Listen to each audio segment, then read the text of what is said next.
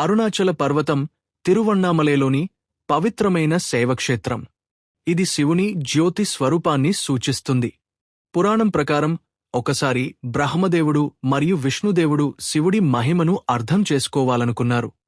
అప్పుడు శివుడు అనంతమైన అగ్నిస్తంభంలా అవతరించి ఎవరూ ఆది అంతం చూడలేరని చూపించాడు. ఆ అగ్నిస్తంభం ప్రశాంతంగా మారి అరుణాచల పర్వతంగా మారింది. అందువలన ఇది జ్యోతిర్లింగ క్షేత్రం కూడా. ఇక్కడ గిరి ప్రదక్షిణ చేయడం ఎంతో పవిత్రం.